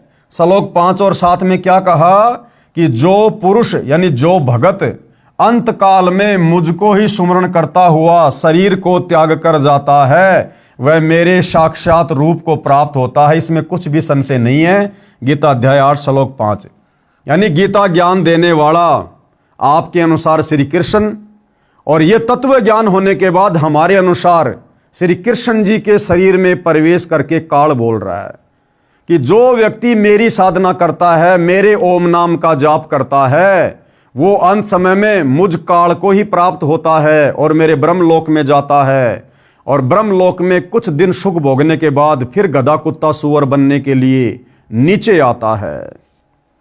और फिर हे कुंती पुत्र, अंत काल में मनुष्य यानी साधक जिस जिस भी भाव को यानी इष्ट को सुमरण करता हुआ शरीर का त्याग करता है, उस भाव को ही प्राप्त होता है, क्योंकि वह सदा उसी के भाव में भावित हो रहा है। गीता अध्याय 8 श्लोक नंबर 6 कि अंत काल में ये प्राणी जिसको भी अपना इष्ट मानकर उसका सुमरण करता हुआ शरीर छोड़ता है, उसी के लोक में जाता है। तो गीता जी में तो भाई अगर गीता जी के अनुसार भी भक्ति की जाए तो केवल काल तक की भक्ति है, काल तक की, ब्रह्म तक की भक्ति है। इस ब्रह्म का ओम नाम का जाप है। ये खुद गीता अध्याय 8 श्लोक नंबर 13 में कह रहा है कि अर्जुन मेरा तो केवल एक ओम नाम का जाप है।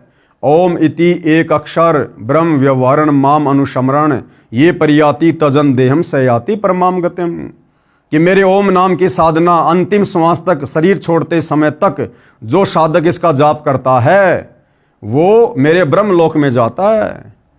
और फिर गीता अध्याय 8 श्लोक नंबर 16 में कह दिया कि मेरे ब्रह्म लोक में गया हुआ प्राणी भी पुनरावृत्ति में है, यानी जन्म और मरण में है। फिर क्या कहा है? इसलिए हे अर्जुन, तू सब समय में निरंतर मेरा सुमरण कर और युद्ध भी कर। इस प्रकार मुझ में समर्पित भाव से युक्त होकर तू निसंदेह मुझको ही प्राप्त होगा, यानी काल को ही प्राप्त होगा। हे भद्र पुरुष, अब सतगुरु रामपाल जी क्या कह रहे हैं, क्या समझा रहे हैं कि हे सज्जन आदमी, इन उपरोक्त श्लोकों में तो गीता ज्ञान देने वाले ने अपनी भक्ति करने को कहा है जिससे उसी को प्राप्त होता है। फिर गीता अध्याय 8 के ही श्लोक 8, 9, 10 में उस परम अक्षर ब्रह्म की, उस तत्व ब्रह्म की, अपने से अन्य भगवान की भक्ति करने को कहा जिसके विषय में ऊपर बताया गया है। गीता अध्याय 8 श्लोक नंबर 8, 9, 10। ये गीता अध्याय 8 श्लोक नंबर 8, 9, 10 में गीता का ज्ञान देने वाला भगवान अपने से अन्य उस तत्व ब्रह्म, उस परम अक्षर ब्रह्म की भक्ति करने की सलाह दे रहा है। अगर तुम्हारे गीता ज्ञान देने वाले भगवान की भक्ति सर्वश्रेष्ठ होती, अगर गीता ज्ञान देने वाले भगवान की भक्ति से पूर्ण मोक्ष होता, जन्म मरण का झंझट छूटना होता, 84 लाख योनियों के झंझट से जीव आत्मा का बचना होता, तो भला फिर गीता अध्याय 8 श्लोक नंबर 8, 9, 10 में गीता का ज्ञान देने वाला भगवान अपने से अन्य उस परम अक्षर ब्रह्म की शरण में जाकर उसकी भक्ति करने की सलाह क्यों दे रहा है? क्या बताया कभी हमारे धर्मगुरुओं ने, संस्कृत के विद्वानों ने? कभी नहीं बताया। तो क्या खाक के विद्वान थे वो लोग? अब पढ़िएगा गीता अध्याय 8 श्लोक नंबर 8, 9, 10। इसमें क्या लिखा हुआ है? हे पार्थ यानी हे अर्जुन, परमेश्वर के यानी परम अक्षर ब्रह्म के अभ्यास रूप योग से युक्त दूसरी ओर न जाने वाले चित्त से निरंतर चिंतन करता हुआ मनुष्य परम दिव्य परमेश्वर यानी परम अक्षर ब्रह्म को ही प्राप्त होता है। यानी जिसको तत्वदर्शी संत मिल जाता है और जिसको फिर परम अक्षर ब्रह्म की साधना मिल जाती है तत्वदर्शी संत के माध्यम से, फिर वो साधक यदि आजीवन उसी को अपना इष्ट मानकर उसी के भाव में भावित रहता है, हमेशा उसी का गुणगान, उसी का सत्संग, उसी का चिंतन मनन, तो अंत समय में वो उसी दिव्य परम पुरुष यानी परम अक्षर ब्रह्म कबीर साहिब को प्राप्त होता है, यानी सतलोक में चला जाता है। श्रीमान जी ध्यान देना, इस श्लोक नंबर 9 में गीता बोलने वाले प्रभु आपके अनुसार श्री कृष्ण जी ने यह भी स्पष्ट कर दिया कि वही सर्वस्व धातारम यानी सबका धारण पोषण करने वाला है, जो इस प्रकार है। क्या कह रहा गीता ज्ञान देने वाला भगवान गीता अध्याय 8 श्लोक नंबर 9 में कि मेरे से अन्य जो परम दिव्य पुरुष है, परम अक्षर ब्रह्म है, वही तीनों लोकों में प्रवेश करके सबका भरण पोषण करता है, सबका पालन पोषण करता है। उसी ने सारी सृष्टि को रचा है। वही चींटी को कर्ण और हाथी को मण उसकी आवश्यकता के अनुसार देता है। जो अनादि यानी सबसे पहले वाला परमात्मा, सबके नियंता यानी सबको उत्पन्न करने वाला, सबका पालन पोषण करने वाला, सूक्ष्म से अति सूक्ष्म सबके धारण पोषण करने वाले, अचिंत्य स्वरूप सूर्य के सदृश प्रकाशमान, अज्ञान से अति परे शुद्ध सच्चिदानंद घन परमेश्वर का सुमरण करता है। गीता अध्याय 8 श्लोक नंबर 9। वह भक्ति युक्त पुरुष यानी उस परम अक्षर ब्रह्म की साधना करने वाला भक्ति युक्त साधक अंत काल में योग बल से यानी भक्ति की शक्ति से प्राणों को भ्रकुटी के मध्य में अच्छी तरह स्थापित करके यानी सतनाम के सुमरण पर दृढ़ होकर फिर निश्चल मन से यानी बिना किसी चिंता के, बिना किसी टेंशन के, क्योंकि सच्चे सतगुरु के शरण में आने के बाद, तत्व ज्ञान लेने के बाद हम निश्चिंत हो जाते हैं कि हमारी आत्मा का उद्धार होगा, हम सीधे सतलोक जाएंगे। अंत समय में हमारा मन इस तत्व ज्ञान आधार से भटकेगा नहीं। फिर निश्चल मन से सुमरण करता हुआ उस मेरे से अन्य दिव्य पुरुष यानी परम अक्षर ब्रह्म यानी परमेश्वर यानी कबीर देव को ही प्राप्त होता है। हे जेंटलमैन, क्या आपको व आपके धर्मगुरुओं को उस परमेश्वर परम अक्षर ब्रह्म का पता है? वह कौन है जिसकी शरण में जाने से परम शांति तथा सनातन परम धाम यानी सतलोक प्राप्त होता है? तो जेंटलमैन ने क्या कहा? कभी सुना ही नहीं, गीता तो रोज पढ़ता हूं, आज आंखें खुली हैं। कहता मैं तो रोज गीता पढ़ता था महाराज जी, लेकिन आज तक कभी किसी ने बताया नहीं, समझाया नहीं।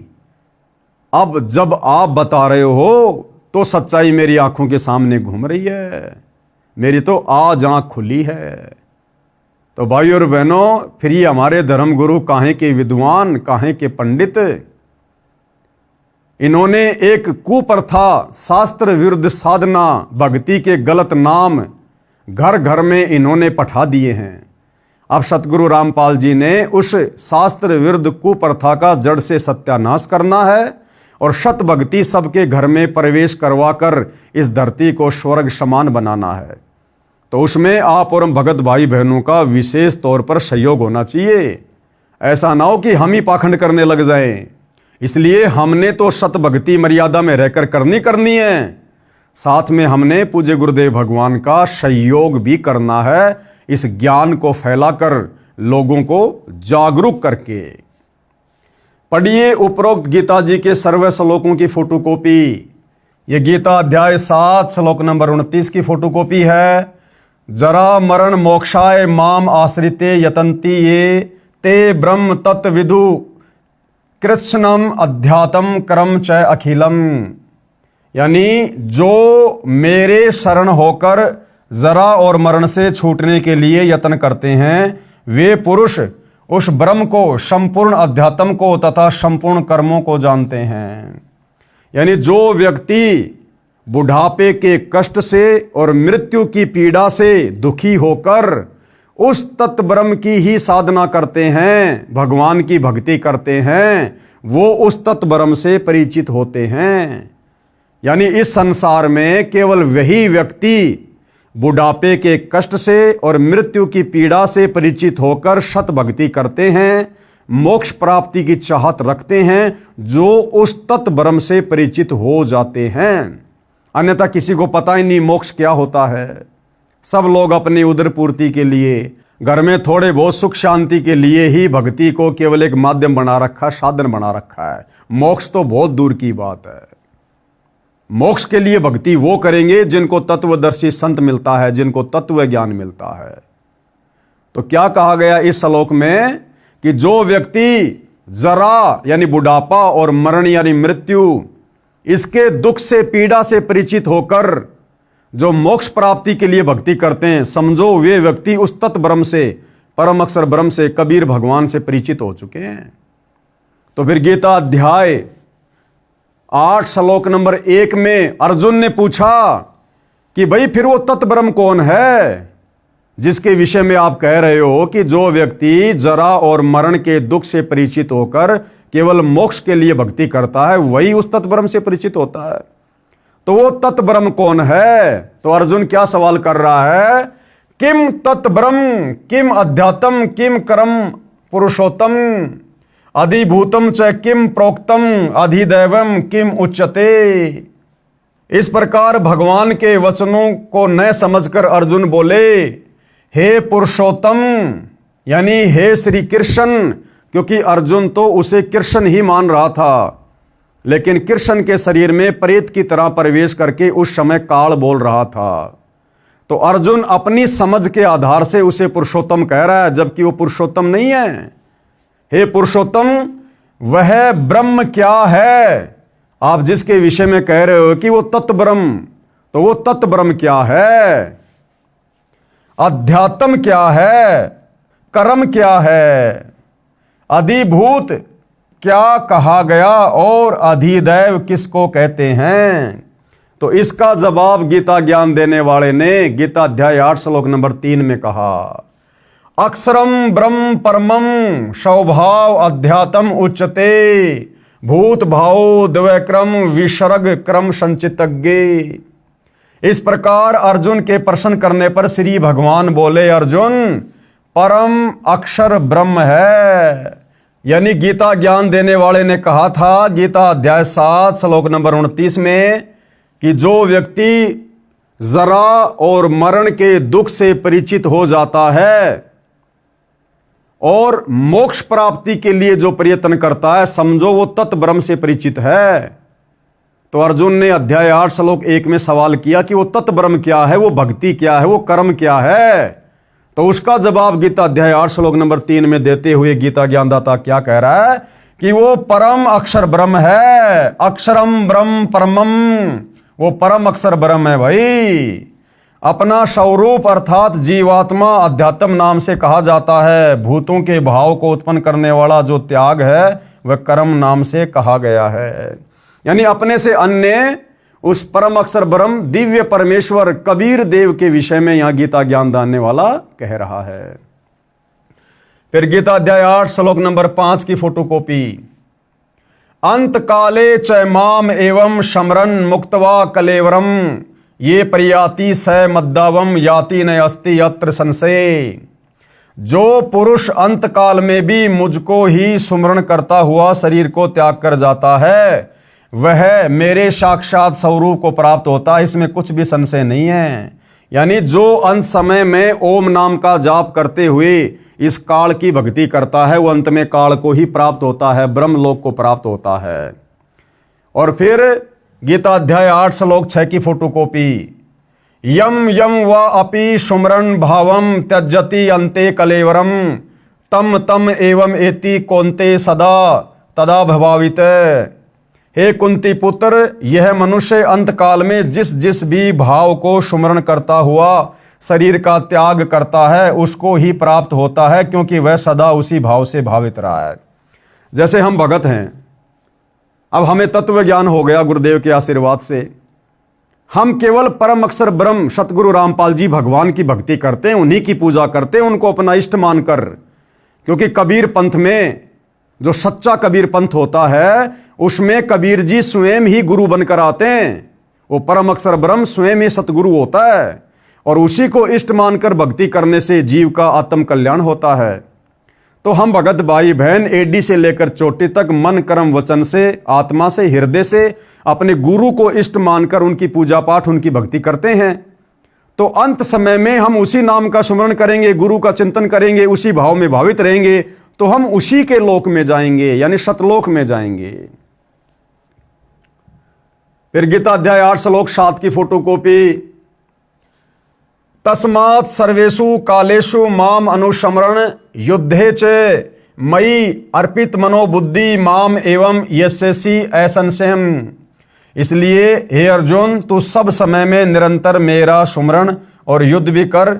इस प्रकार मुझ में अर्पण किए हुए मन बुद्धि युक्त होकर तू निसंदेह मुझको ही प्राप्त होगा, यानी काल को प्राप्त होगा। अगर काल की भक्ति करेगा, गीता ज्ञानदाता की, अंत समय में ओम नाम का जाप करेगा तो काल के लोक में जाएगा। गीता अध्याय 8 श्लोक 8 की फोटोकॉपी। अभ्यास योग युक्तेन चेतसा नान्ये गामिना परम पुरुष दिव्यम याति पार्थ अनुचिंतेन। हे पार्थ, हे अर्जुन, ये नियम है कि परमेश्वर के ध्यान के अभ्यास स्वरूप योग से युक्त होकर दूसरी ओर न जाने वाले चित्त से निरंतर चिंतन करता हुआ मनुष्य परम प्रकाश स्वरूप दिव्य पुरुष को अर्थात परमेश्वर को प्राप्त होता है। यानी ये परमात्मा का विधान है कि तत्वदर्शी संत से उपदेश लेने के बाद जो व्यक्ति परम अक्षर ब्रह्म की पूजा करता है, उसी के भाव में भावित रहता है, उसी का सुमरण करता है, उसी का चिंतन करता है, वो अंत काल में उस दिव्य परम पुरुष परमेश्वर परम अक्षर ब्रह्म कबीर देव को ही प्राप्त होता है, यानी वो सतलोक को जाता है। फिर गीता अध्याय 8 श्लोक नंबर 9 की फोटोकॉपी। कवीम, यहां देखो साफ साफ कबीर परमात्मा का नाम लिखा हुआ है। कवीम पुराणम अनुशासितारम अणो अणियासम अनुस्मृतु ये सर्वस्य धातारम अचिंत्य रूपम आदित्य वर्णम तमस प्रशतात। जो पुरुष सर्वज्ञ, पुरुष यानी परमात्मा, सर्वज्ञ यानी सब कुछ जानने वाला, वो कौन है? केवल कबीर देव। कवि यानी परमेश्वर का वेदों में नाम है कवि, कबीर देव। तो कबीर देव के अलावा दूसरा कोई भी ब्रह्मांड में सर्वज्ञ नहीं है। तो गीता अध्याय 8 श्लोक नंबर 9 में सांकेतिक रूप से कबीर परमेश्वर का नाम भी लिखा हुआ है। जो पुरुष सर्वज्ञ, अनादि, सबके नियंता, सूक्ष्म से भी अति सूक्ष्म, सबके धारण पोषण करने वाले, अचिंत्य स्वरूपम, सूर्य के समान सदृश्य, नित्य चेतन प्रकाश रूप और अविद्या से अति परे, यानी जो जगत गुरु है, शुद्ध सच्चिदानंद घन ब्रह्म परमेश्वर का सुमरण करता है। यानी तत्वदर्शी संत से उपदेश लेकर जो कबीर भगवान का सुमरण करता है, उनकी भक्ति करता है। गीता अध्याय 8 श्लोक 10 में क्या बताया है? वह भक्ति युक्त पुरुष, यानी वो भक्ति करने वाला साधक अंत काल में, यानी मरते समय भी योग बल से, यानी भक्ति की शक्ति से, सुमरण की कमाई से, भरकुटी के मध्य में प्राणों को अच्छी प्रकार से स्थापित करके, यानी अपने ना भटकने वाले मन को, यानी अपने चंचल मन को दृढ़ करके तत्व ज्ञान आधार से निश्चल मन से, यानी मन को भटकने नहीं देगा अंत में, और सुमरण करता हुआ उस दिव्य रूप परम पुरुष परमात्मा को ही प्राप्त होता है, यानी वो सतलोक को चला जाता है। गीता बोलने वाला नाशवान है। गीता बोलने वाला कौन? ये काल ब्रह्म जो श्री कृष्ण जी के शरीर में प्रेत की तरह प्रवेश करके गीता जी का ज्ञान दे रहा है। ये काल ब्रह्म ये नाशवान है, ये जन्म और मृत्यु में है। दूसरा परम अक्षर ब्रह्म अविनाशी है। परम अक्षर ब्रह्म कौन? कबीर देव, जो जन्म और मरण से दूर है। प्रमाण के लिए गीता अध्याय 4 श्लोक 5, अध्याय 2 श्लोक 12, अध्याय 10 श्लोक 2 में पढ़िए, जिनमें गीता ज्ञानदाता ने अपना जन्म मृत्यु होना स्वीकारा है। यानी गीता जी का ज्ञान देने वाला ये ब्रह्म, ये काल, ज्योति निरंजन, ब्रह्मा विष्णु महेश का पिता, दुर्गा का पति, ये स्वयं गीता अध्याय 4 श्लोक 5 में, गीता अध्याय 2 श्लोक 12 में, गीता अध्याय 10 श्लोक 2 में खुद स्वीकार करता है कि अर्जुन तेरे और मेरे बहुत जन्म हो चुके हैं, तू नहीं जानता, मैं जानता हूं। मेरे जन्म और कर्म अलौकिक हैं। तो जब ये खुद ही नाशवान है, तो इसकी ओम नाम की भक्ति करके ब्रह्मलोक में जाने वाला भला अविनाशी कैसे हो सकता है? जन्म मरण से कैसे छूट सकता है? लख 84 योनियों की पीड़ाओं से कैसे मुक्ति पा सकता है? अविनाशी कौन है? परम अक्षर ब्रह्म है भाई, जिसकी भक्ति करने से जीव अविनाशी पद को प्राप्त करता है। प्रमाण के लिए गीता अध्याय 4 श्लोक 5, अध्याय 2 श्लोक 12, अध्याय 10 श्लोक 2 में पढ़िए, जिसमें गीता ज्ञानदाता ने अपना जन्म मृत्यु होना स्वीकारा है। तथा गीता अध्याय 2 श्लोक 17 में तथा अध्याय 15 के श्लोक 17 में अपने से अन्य यानी परम अक्षर ब्रह्म परमेश्वर को अविनाशी बताया है। गीता अध्याय 2 श्लोक 17 में, गीता अध्याय 15 के श्लोक 17 में गीता ज्ञान देने वाले काल ब्रह्म ने अपने से अन्य उस परम अक्षर ब्रह्म को अविनाशी बताया है, सबका नियंता, सबका धारण पोषण करने वाला बताया है, और उसी की शरण में जाने की सलाह साधक यानी अर्जुन को दे रहा है।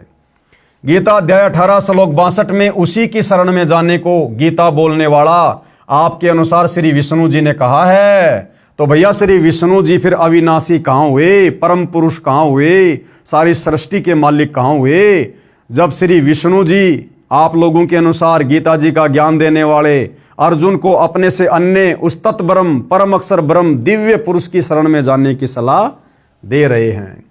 वह परमेश्वर यानी परम अक्षर ब्रह्म कौन है, कैसा है, उसकी शरण कैसे प्राप्त होती है, ये जानने के लिए पेज नंबर 48 पर लिखे फोन नंबरों पर SMS करके पुस्तकें मंगा कर पढ़िए, जो आगे आप जी को मिलेंगे।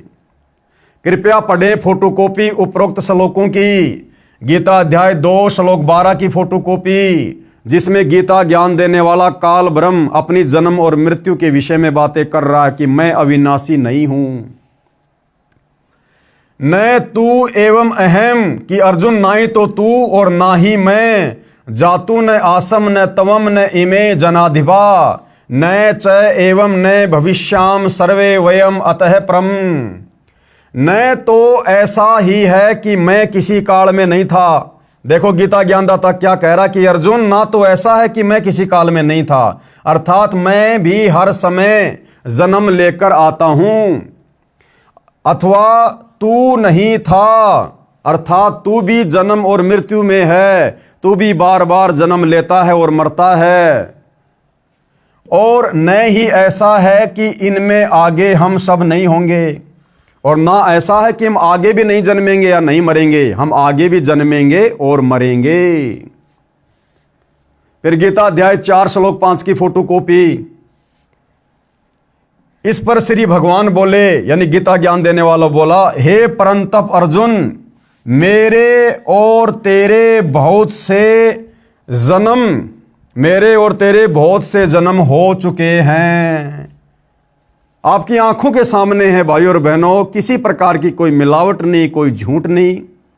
ये गीता प्रेस गोरखपुर से प्रकाशित और जय दयाल गोविंदका जी द्वारा अनुवादित गीता है। आप जी इसको मंगवा कर पढ़ सकते हैं, खरीद कर पढ़ सकते हैं। शब्दा शब्द यहाँ पर लिखा हुआ है, और हमारे धर्मगुरु सदियों से हमारे को पढ़ा रहे थे, ना खुद समझ पाए ना हमें समझा पाए, ना खुद का जन्म मरण समाप्त किया ना हमारे पूर्वजों का करवा सके। गीता ज्ञान देने वाला, आप लोगों के अनुसार श्री कृष्ण कहो चाहे श्री विष्णु कहो, खुद क्या कह रहा है कि हे परंतप अर्जुन, मेरे और तेरे बहुत से जन्म हो चुके हैं। अब भैया जिसका जन्म है उसकी मृत्यु भी है, और जो जन्म और मरण के चक्कर में है वो फिर भगवान कहां हुआ? वो परमात्मा कैसे हुआ जो खुद जन्मता और मरता है? तो गीता ज्ञान देने वाला अविनाशी नहीं है, ये नाशवान है और इसकी भक्ति से मोक्ष नहीं है। उन सबको तू नहीं जानता किंतु मैं जानता हूं। गीता अध्याय 10 श्लोक 2 की फोटोकॉपी।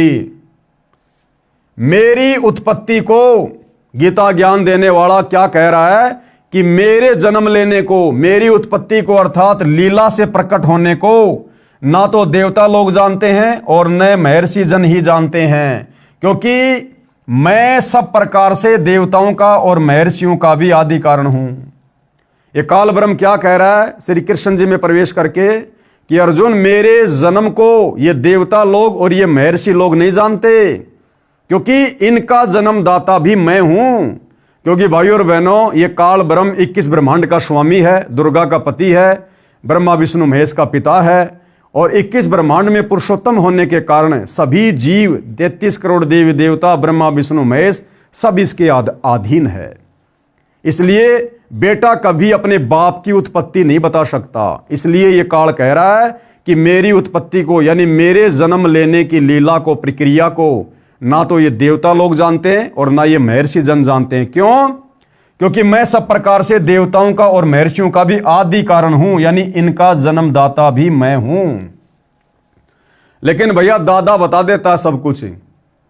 पिता की डेट ऑफ बर्थ को बेटे नहीं बता सकते, लेकिन दादा बता देगा। तो उस कबीर दादा ने आज धरती पर संत रामपाल जी के नाम से प्रकट होकर इन सब की डेट ऑफ बर्थ, इन सब की जन्म और मृत्यु बता डाली है। गीता अध्याय 2 श्लोक नंबर 17 की फोटोकॉपी। अविनाशी तू तत्विधि येन सर्वम इदम ततम विनाशम अव्यक्ष्य अस्य ये कश्चितः कर्तुम अर्हति। नाश रहित तो तू उसको जान जिससे ये संपूर्ण जगत दृश्य वर्ग व्याप्त है। अब वो क्या कह रहा कि भैया मेरी तो जन्म और मृत्यु होती है अर्जुन, फिर अविनाशी कौन है जो जन्म और मरण से परे है? उसके बारे में गीता का ज्ञान देने वाला भगवान कह रहा है, यानी अपने से अन्य भगवान के विषय में, कि नाश रहित। नाश रहित का मतलब होता है जिसका कभी नाश ना हो, कभी मृत्यु ना हो। अविनाशी कि अविनाशी तो उसको जान जिससे यह संपूर्ण जगत व्याप्त है, जिसने सारे संसार की रचना की है, जिसने सृष्टि की रचना की है। अर्जुन, तू अविनाशी तो केवल उसको जान, और वो कौन है? परम अक्षर ब्रह्म, तत् ब्रह्म, कबीर देव। इस अविनाशी का, किसका?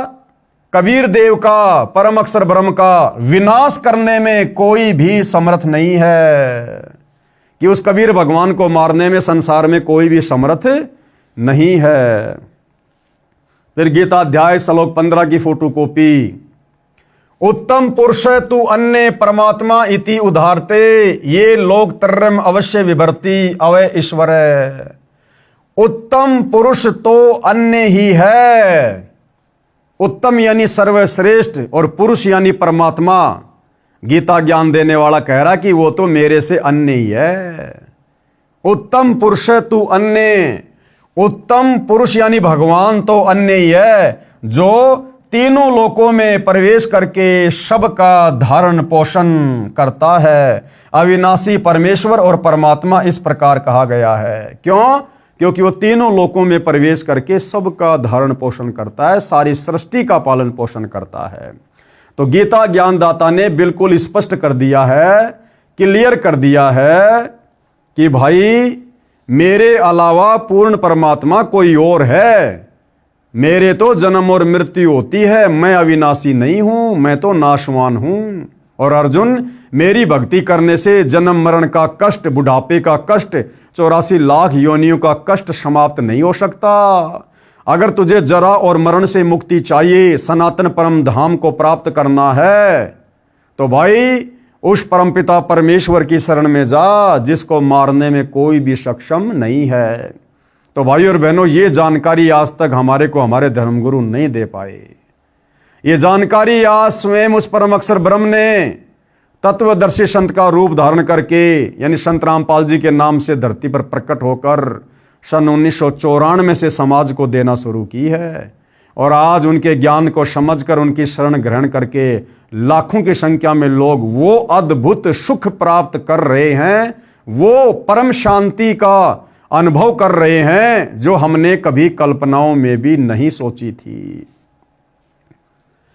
गूढ़ रहस्य गीता का, हे भद्र पुरुष, हिंदू धर्म के धर्मगुरुओं को वेदों व श्रीमद् भगवत गीता का कै ख का भी ज्ञान नहीं है। न ऋषियों को न महर्षियों को ज्ञान था। सर्व धर्मों का, धर्म ग्रंथों का ज्ञान मेरे गुरुदेव स्वामी रामदेवानंद जी महाराज जी के आशीर्वाद से मुझे है। यानी सतगुरु रामपाल जी यहां पर अपने आप को छुपाते हुए, गुरु महिमा को ऊपर रखते हुए अपने गुरुदेव को महत्व दे रहे हैं कि मुझे ये सारा का सारा गूढ़ ज्ञान शास्त्रों का मेरे गुरुदेव स्वामी रामदेवानंद जी से प्राप्त हुआ है। जबकि भाई और बहनों, आप और हमें अच्छे से पता है कि हमारे दादा गुरु यानी आदरणीय रामदेवानंद जी अक्सर ज्ञान युक्त नहीं थे। वो पढ़े लिखे नहीं थे। उन्होंने कभी भी वेद गीता नहीं पढ़ी थी और ना ही उन्होंने कभी संत रामपाल जी को वेद और गीता पढ़ाई। क्योंकि भाई और बहनों, गुरु परंपरा को बनाए रखने के लिए सतगुरु रामपाल जी ने आदरणीय रामदेवानंद जी को गुरु धारण किया था। अन्यथा सतगुरु रामपाल जी स्वयं परम अक्षर ब्रह्म हैं, कबीर देव हैं, गुरुओं के गुरु हैं, जगत गुरु हैं। इन्हें गुरु धारण करने की आवश्यकता नहीं थी।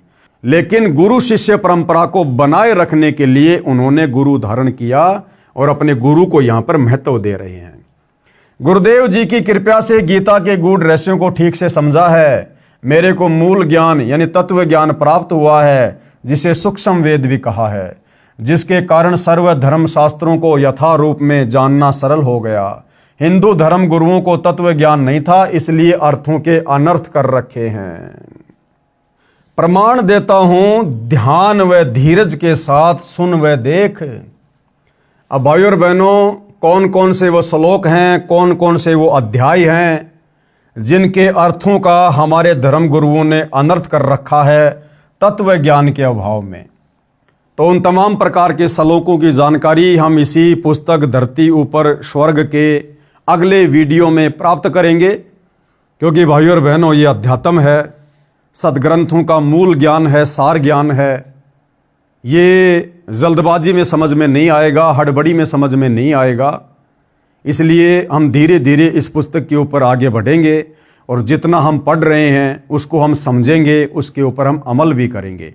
तो भाई और बहनों, इतना समय निकालने का फ़ायदा है। अन्यथा इस कान से सुनकर इस कान से निकाल दोगे, कोई फ़ायदा नहीं होगा। तो आज के वीडियो में गुरुदेव भगवान के आशीर्वाद से केवल इतना ही। अगले वीडियो में हम आगे की जानकारी प्राप्त करेंगे। तब तक के लिए गुरुदेव भगवान हम सबको आज्ञा दे, आशीर्वाद दे, हमें सद्बुद्धि दे। बंदी छोड़ सतगुरु रामपाल जी भगवान की जय हो।